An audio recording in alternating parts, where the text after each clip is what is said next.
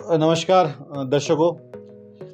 आपका मोहब्बत, आपका प्यार और आपके विश्वास ने मुझे एक नया कार्यक्रम लाने में आप सक्षम बनाया। एक कार्यक्रम करना चाहते बहुत दिन से हम लोग कि भाई जो बिजनेस रोजगार तो आज के ज़माने में है नहीं, प्राइवेटीकरण का दौर है। और जो बिजनेस करने चाहते हैं तो बिजनेस कैसे करें, सीखना तो किसी से पड़ेगा। तो जो ऑलरेडी बिजनेस कर रहे हैं, अर्थ से फर्श तक का, जीरो से हीरो तक का सफ़र मैंने किया है, उनसे पूछेंगे भाई कैसे आप बिज़नेस स्टार्ट किए, कैसे बिज़नेस करते हैं। तो इस एक प्रोग्राम मेरे दिमाग में था जो आज आप लोगों के सामने ला रहे हैं, उमंग की उड़ान। इस प्रोग्राम का मेन मतलब मोटो ही रहेगा कि जो सेटल्ड बिजनेसमैन है, जो जीरो से हीरो, कैसे बिज़नेस को स्टार्ट किए, कैसे बिज़नेस किया जाता है, कैसे मार्केटिंग किया, उनसे पूछेंगे। तो आज पहला एपिसोड और हमारे साथ डॉक्टर एस एस सिंह साहब है। नमस्कार डॉक्टर। नमस्कार जय, नमस्कार दर्शकों, मैं doctor S S Singh. Educative heritage इनकी संस्था है जो बहुत पुरानी रांची की है, और इस संस्था झारखंड के अलावा 4-5 और स्टेट्स में चलती है। एक दिल्ली में है, एक कलकत्ता में है, बहुत सारी जगह है, नाम बाद में बताएंगे। इनकी एक कहानी है, बता दें इनके सामने। इन्होंने एक छोटे से रूम से अपना कारोबार स्टार्ट किया था। आज इनके यहाँ पर 100 कंसल्टेंट हैं जो अलग अलग शहर में स्थापित हैं। आज इनसे पूछेंगे कि भाई बिज़नेस, जो कंसल्टेंसी एजुकेशन बिजनेस और कैसे शुरू किया जाए, इसके लिए क्या क्या चाहिए, और आपने इतना जल्दी इतना बड़ा मुकाम कैसे हासिल किया। डॉक्टर साहब, अब आपकी बारी है, आप जनता के सामने बताइए और जनता को एक बिजनेस आइडिया रखिए सामने। हाँ मिस्टर जॉय, पहला तो मैं आपका धन्यवाद करना चाहूँगा कि आपने मुझे चुना इस कार्यक्रम के पहले एपिसोड के लिए। दूसरी चीज़, जो आपने मेरी तारीफ़ के पुल बांधे हैं, इसको ज़र्रा नवाजी समझता हूँ। मैं उस लायक नहीं हूँ कि मेरी इतनी तारीफ़ आप करें, लेकिन आपने की, इसके लिए भी आपका बहुत धन्यवाद। अब बात हो रही थी कि मैंने कंसल्टेंसी बिजनेस की शुरुआत कब की, क्यों की और कैसे की। तो साहब, आज है 3 जून 2022 और इस कंसल्टेंसी की नींव पड़ी थी 4 जून 1997। कल हम 25 वर्ष पूरे कर रहे हैं अपनी ऑर्गेनाइजेशन के, और ये इसीलिए संभव हुआ कि हमने जब अपना अंडर ग्रेजुएशन कंप्लीट किया, उसके बाद कुछ महीनों की नौकरी की, तब हमें समझ में आया कि नौकरी में ग्रोथ की अपॉर्चुनिटी बहुत ज़्यादा नहीं है। भले मेरी सैलरी अच्छी थी, मेरी क्वालिफिकेशंस अच्छी थी, बट ग्रोथ की अपॉर्चुनिटीज़ एक बिजनेसमैन की जो हो सकती है, वो एक जॉब करने वाले की शायद ना हो। इसके लिए मैंने अपने घर में बात की और मैंने एक चीज़ देखी कि हमारे पास पर्याप्त पूंजी नहीं थी। हमारे पिताजी कोई धनाढ्य आदमी नहीं है, और ज़रूरी नहीं है कि कोई भी बिज़नेस पूंजी से किया जाए। तो मुझे समझ में आया कि उस वक्त सबसे व्याप्त प्रॉब्लम जो थी समाज में, वो बेरोज़गारी थी, जैसे आज। तो मैंने एक जॉब कंसल्टेंसी का रूप लिया और एक जॉब कंसल्टेंसी स्टार्ट की, इस्टेब्लिश की, क्योंकि बेरोज़गारों को नौकरियां चाहिए थी और उनके पास इतने साधन नहीं थे कि वो हर संस्थान में, हर ऑफिस में, हर ऑर्गेनाइजेशन में जाकर नौकरियों का पता कर सकें। अखबारों में जो नौकरियां निकलती थीं, उस एक एक नौकरी पर 100 उम्मीदवार होते थे, उससे भी ज़्यादा उम्मीदवार होते थे। इसलिए मुझे ऐसा लगा कि हमें एक ऐसा प्लेटफॉर्म देना चाहिए जहां की बेरोज़गार आएँ, अपना रिज्यूम जमा करें और थोड़े से पैसे हमें दें, जिसके अगेंस्ट में हम उन्हें 8 या 10 इंटरव्यूज़ का ऑप्शन दें। हाँ, उनका रजिस्ट्रेशन, उनसे पैसे लेने से पहले हम उनसे इंटरव्यू लेके ये निर्धारित करते थे क्या वो जॉब के योग्य हैं या नहीं। तो मैंने वर्चुअली अगर कहा जाए तो बेरोज़गारों को खड़ा करके, जमा करके अपना रोज़गार खड़ा कर लिया। लोग इसी तरह की बात मेरे रोज़गार के लिए कहते थे कि वाह यार, क्या आदमी हो, तुमने कुछ बेरोज़गारों को जमा किया और अपना रोज़गार खड़ा कर लिया। तो है कि आपको समझ होनी चाहिए कि दुनिया में ज़रूरत किस चीज़ की है। दूसरी चीज़, बिजनेस करने के लिए आपको मेन चीज़ जो चाहिए वो है सेलिंग स्किल्स। अगर आपकी सेलिंग स्किल्स सही हैं, मैं आपको एक बात बता दूं, मैंने बिजनेस इस्टेब्लिश करने से पहले डोर टू डोर सेल्समैन की नौकरी करना गवारा किया। इसलिए नहीं कि मेरी औकात एक डोर टू डोर सेल्समैन बनने की थी, इसलिए कि मैं उस लेवल पर जाकर सीखना चाहता था कि दरवाजे दरवाजे खटखटा करके गालियां और धक्के खाने में क्या परेशानी होती है और क्या सीख सकता है आदमी।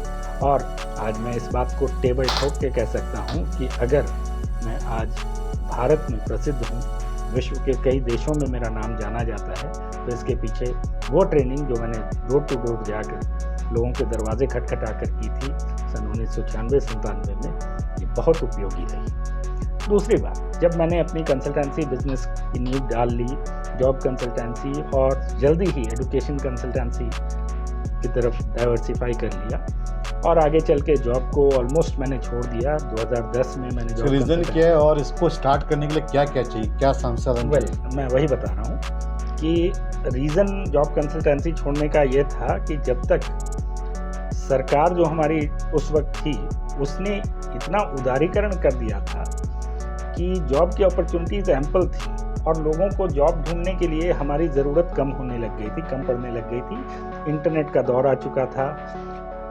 इंफॉर्मेशन टेक्नोलॉजी की क्रांति हो चुकी थी, इसलिए वो धीरे धीरे एक इस्टेब्लिश्ड ऑफिस जिसमें कंसल्टेंट बैठे और लोग आएँ उसकी ज़रूरत कम होती जा रही थी। अब ईमेल द्वारा, इंटरनेट द्वारा, वेबसाइट द्वारा लोग जॉब ढूंढ सकते थे। लेकिन अभी एक मुद्दा फिर भी रह गया था करियर काउंसलिंग, करियर गाइडेंस का। जैसे जैसे कोर्सेज बढ़ते गए, जैसे जैसे करियर ऑप्शंस बढ़ते गए, कंपटीशन बढ़ता गया, करियर काउंसलिंग की ज़रूरत बढ़ती गई। जैसा मैंने बताया कि कंसल्टेंसी शुरू करने के बाद शीघ्र ही हमने करियर काउंसलिंग और एडमिशन्स, एजुकेशन काउंसलिंग में डाइवर्सिफाई कर लिया था। वो आगे चलता गया काम और उसमें मैं देखता गया कि और ऑप्शन बढ़ते जा रहे हैं। लेकिन आपका एक क्वेश्चन जिसका मैं आंसर देना चाहूँगा, बेरोजगार कैसे अपना कंसल्टेंसी स्टार्ट वही क्या क्या संसाधन चाहिए, कितनी पूंजी चाहिए और क्या क्या करना होगा? आप दो तरीके से काम कर सकते हैं। एक मिनिमम पूंजी पर, क्योंकि आजकल बहुत सारी अपॉर्चुनिटीज़ अवेलेबल हैं इस तरह से कि आप इंटरनेट के द्वारा थोड़ी सी जानकारी अगर आपकी सही हो तो मार्केट करके कोई बिजनेस खड़ा कर सकते हैं। दूसरा, आप छोटा मोटा ऑफिस किराया में लेकर कहीं अपना काम शुरू कर सकते हैं। लेकिन एक चीज़ मैं ज़रूर बताना चाहूँगा, जैसा आपने अभी थोड़ी देर पहले मेरे परिचय में बताया कि मेरे पास 100 से अधिक लोग काम करते हैं, तो 100 से अधिक नहीं, मेरे पास 200 से अधिक लोग काम करते हैं और सब मेरे चैनल पार्टनर्स हैं। और मैंने ये बात पहले भी कई इंटरव्यूज़ में कही है कि आप बिजनेसमैन या एंटरप्रेन्योर तब बनते हैं जब लोग आपके लिए काम करें। जब आप खुद के लिए काम करते हैं तब तक आप सेल्फ एम्प्लॉयड प्रोफेशनल होते हैं, और एक सेल्फ एम्प्लॉयड प्रोफेशनल उस लेवल तक नहीं जा सकता जिस लेवल तक एक एंटरप्रेन्योर या बिजनेसमैन सोच के जा सकता है। क्योंकि जब आपके लिए कई लोग काम करेंगे तो जाहिर सी बात है कि आपकी आउटपुट उतने लोगों की होगी। जब आप अकेले काम करेंगे तो आपकी आउटपुट आपकी अकेले की होगी। आप 24 घंटे मेहनत कर लीजिए तो भी आउटपुट एक ही आदमी की होगी। तो ये फ़र्क है। और पूंजी की जहाँ तक बात है, मतलब क्या क्या चीज़ तो शुरुआत करने के लिए, इसकी मेन रिक्वायरमेंट मैं आपको बताऊं mister Joy, you must have a vision. आपके पास दूरदर्शिता होनी चाहिए किसी भी प्रोफेशन के लिए, किसी भी बिजनेस के लिए। अगर आप दूरदर्शी नहीं हैं, आप में मार्केट की समझ नहीं है, आप अध्ययन नहीं करते हैं, आप किसी पर्टिकुलर पॉलिटिकल पार्टी का या किसी जात बिरादरी का झंडा ढोते हैं, तो आप ये सोचने के काबिल भी नहीं हैं कि आपको क्या करना है, क्या नहीं करना है। पहली चीज़ है कि आप में विज़न होनी चाहिए आगे बढ़ने की, और किसी प्रोडक्ट, किसी कॉन्सेप्ट, किसी भी चीज़ को धरातल में लाने की और अपने प्रोडक्ट को बेच सकने की, उसकी डिमांड क्रिएट कर सकने की। दूसरी बात, जैसा मैंने बताया, it was difficult to sell stuff in the days I started because information technology was not so much in use.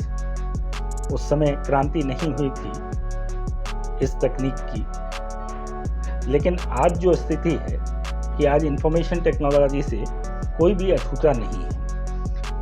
Payment online होती है, सारा इंफॉर्मेशन ऑनलाइन मिलता है। तो अब आपको वर्चुअली किसी बड़े शानदार एयर कंडीशनड ऑफिस की ज़रूरत भी नहीं, सिर्फ आपको समझ होनी चाहिए। आप किसी भी कॉन्सेप्ट को, किसी भी प्रोडक्ट को अपने घर बैठे बेच सकते हैं। फिर मैं उसी को ऐड करूँगा, नॉलेज इज़ द बेस।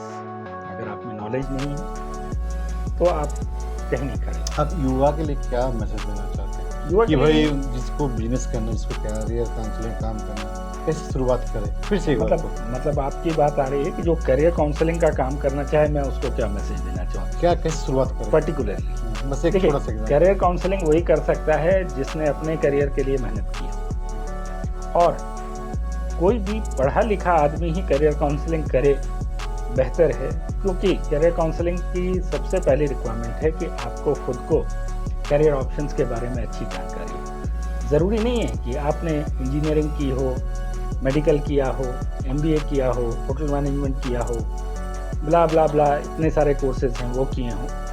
आपने जो भी किया हो उससे ऊपर उठकर जो करियर ऑप्शंस संभव हैं, संभव थे और संभव होंगे, उनके बारे में आपका अध्ययन अगर अच्छा होगा। दूसरी बात, आपको साइकोलॉजी की समझ अगर होगी, लोगों से बात करके आप उनके गुण दोष समझ सकते हैं, आप उनमें सुधार करने की क्षमता रखते हैं, तभी आप करियर काउंसलिंग के फील्ड में जाएं। अन्यथा मैं ऐसा नहीं कहना चाहूँगा कि सभी, लेकिन कई एक करियर सलाहकार यहाँ सिर्फ और सिर्फ कॉलेजों की दलाली करते हैं, ना कि करियर सलाह देते हैं।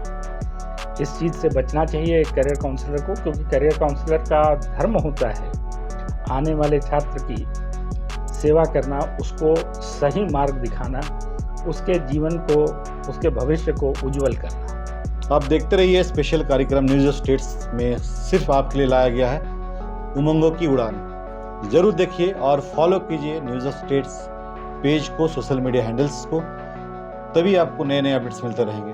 धन्यवाद। जय हिंद, जय झारखंड। आप सबका धन्यवाद मुझे पेशेंटली सुनने के लिए। जय हिंद, जय भारत, जय झारखंड।